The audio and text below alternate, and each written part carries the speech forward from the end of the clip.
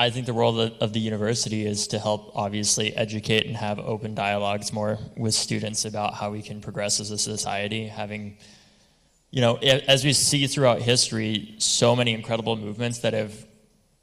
spurred democracy start on college campuses. There's a reason why authoritarians go after college campuses as one of the first things that they go after, and it's because they're a place of free thought where people can actually exchange ideas and have conversations. And we've seen that throughout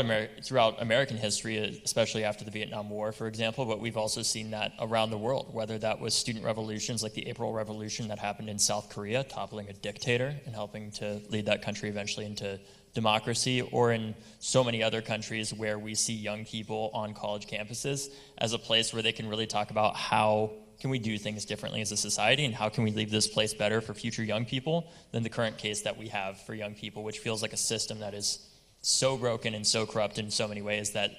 sometimes it's hard to feel like change is even possible. But oftentimes it's only because those young people stand up and believe and know that they have no other option but to make that change possible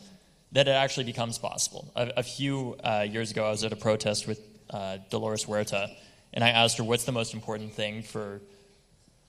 that you can tell other young people or you can do as an activist? And she said, the most important thing you can do is you have to make people believe that change is actually possible. And I know that the biggest threat to the success of creating change, whether it's in our political system or improving our government,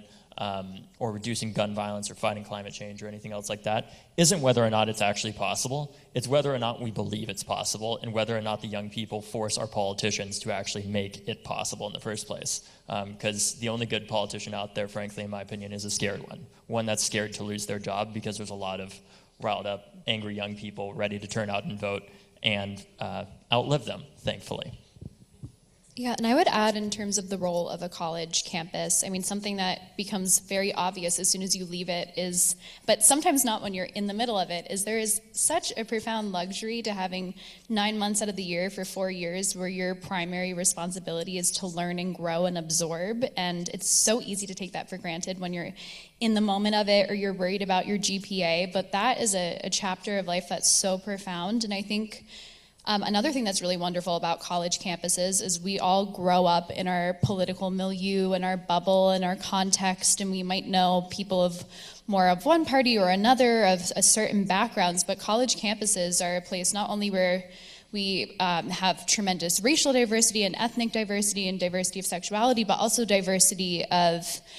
class context, of socioeconomic experiences, of geographical regions, of political backgrounds. And it's really a gift because we'll all end up back in our little niche wherever we decide to settle down our roots after we graduate. But we do have 4 years where we're around people who are tremendously different from us, and if we actually take the time to lean into that and respect that and learn about those people in a context where we're all here together to learn about one another and trade ideas and have the humility to think, maybe this person from a rural background has some understanding on some policy that never occurred to me as someone coming from New York City. I mean, that's really a profound opportunity that should not be taken for granted.